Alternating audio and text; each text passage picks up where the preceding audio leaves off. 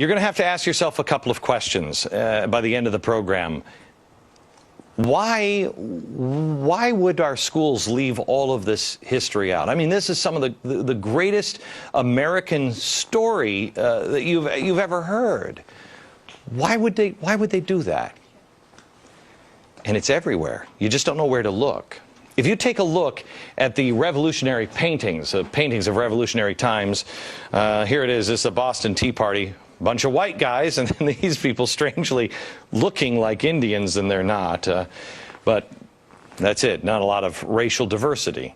If you watch movies, one a great movie. This is John Adams. You watch John Adams, and you don't see a lot of racial diversity. I'm currently watching Johnny Tremaine. This is.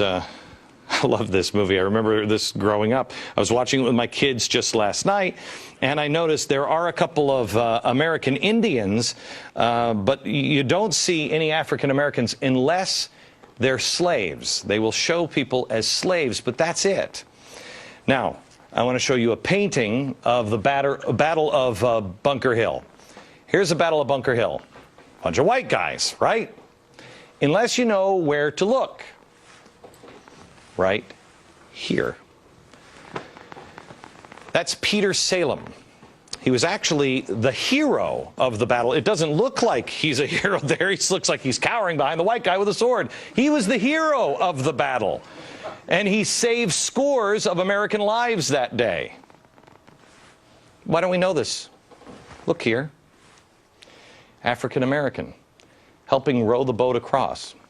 You know what his name was? Prince Whipple. He fought alongside Washington during the Revolution.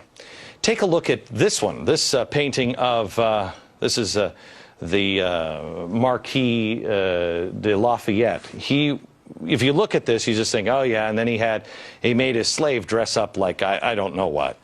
But that's what you would think, right? This guy is incredibly important. This guy may have won the Revolutionary War. James Armistead was his name. How did he win the Revolutionary War? Double spy. I'm going to let David tell the story here in a minute, but basically the Brits thought that he was spying for them, but he was spying for General Washington. He'd give the Brits bad intel and reveal the good critical information to General Washington. Did you know this story? Why? I'm so tired of people saying, well, it was just the white people, white people, white people. No.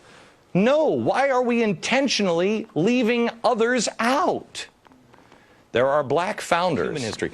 If I ask the audience, when did America have its first African-American judge? What year would you say? Anybody? Take a guess. Judge.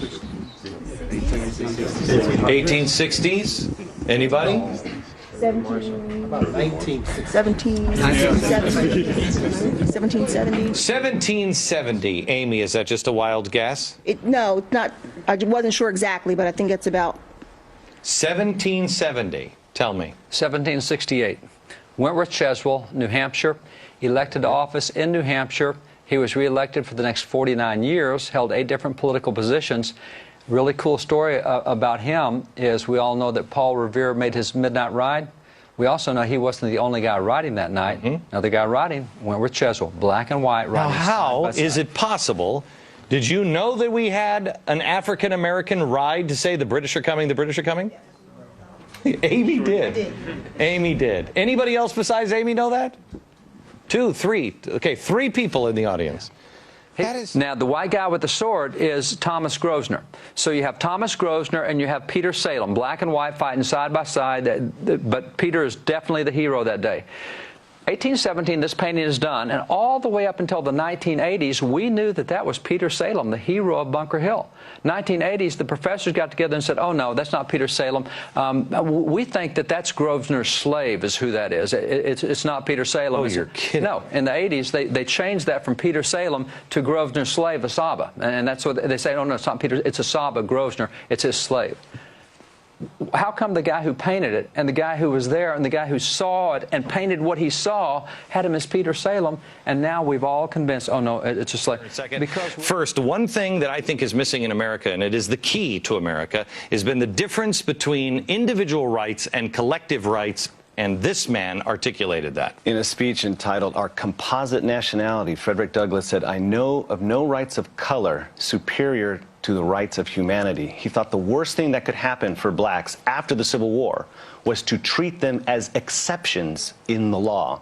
And so today, with the discursive logjam that we have over things like affirmative action and group rights, and the only thing that you get from government is if you ally with others who look like you or somehow are categorized like you. This goes into your theory that this is why this is not being taught, because you can't play the victim card. If you don't... It goes against the traditional victim narrative. After the Civil War, the history was actually written by the losers. That's the one time in history where the losers wrote the history. That's exactly right. Really interesting perspective. That's exactly right. All right, David, explain quickly. Let's go through these people. Let's go through these. This guy right here, this is Lemuel Haynes. Lemuel Haynes is a soldier in the American Revolution. He is a black preacher. He's the first black preacher ordained in America that was a pastor of a white congregation in Vermont, Massachusetts, New York, several places. A black professor in black a preacher, white... That's right, in a white church. Yeah, black minister. Black minister in a white church in 4 different states. He was ordained in the Congregationalist denomination in 1785. He's the first black to receive a master's degree in America. He got that in 1804 from Middlebury College. So Lemuel Haynes, every year on Washington's birthday, he preached a special sermon about George Washington, his commander-in-chief, in all of his churches where he was. Unbelievable. So we don't hear about Lemuel Haynes. This is Benjamin Banneker. I think he's the most brilliant scientist in American history. This guy, unbelievable what he did. He's the guy more so than Franklin? I would put Franklin and Banneker almost equal. Now, Franklin did a lot of inventions. This guy one time took a pocket watch. He taught himself how to read. He taught himself science. He wrote an almanac that 10 years ahead he was able to predict to the minute solar eclipses, lunar eclipses, 10 years before they happened. I mean, by watching the motion through a telescope, unbelievable what the guy did.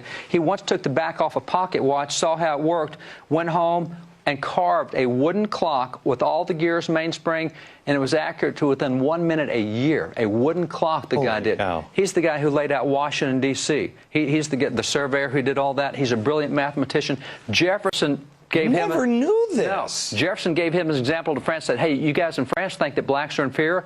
Here's Benjamin Banneker. Okay, first, representatives, I asked, when did we have our first black Speaker of the House? When did we have the first Speaker of the House? 1789. When did we have our first black Speaker of the House? I bet most people would say never. Never, except it was right here. Joseph Hayne Rainey. Joseph Hayne Rainey of South Carolina is the first black to preside over the House of Representatives. These are the first 7 blacks elected to Congress. You have here Senator Hiram Rhodes Revels, the first black U.S. senator elected.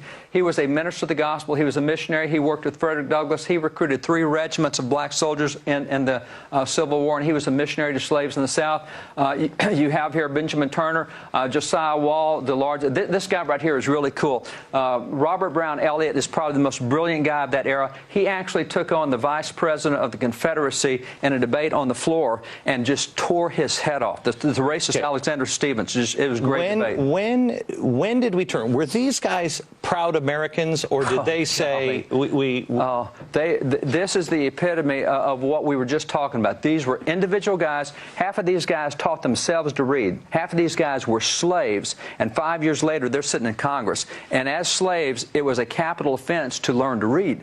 So these guys in 5 years, and I'll guarantee you read their speeches and records of Congress, you better have a dictionary and a thesaurus in both hands because you want to understand the language they use. It is so brilliant what these guys did. But were they there to say the white man is bad and the America is bad? No. And these guys were Richard Allen. Let me go back here. Richard Allen had been in slavery. Richard Allen was in slavery, and he held no bitterness at all. He says God would not allow bitterness even in Joseph when he was in prison. Do you think God will allow it in us? He said, we can't have bitterness. He said, by the way, there were some whites who held us in slavery, but it's whites who are working for our freedom. I mean, these guys had no bitterness. They wouldn't allow it.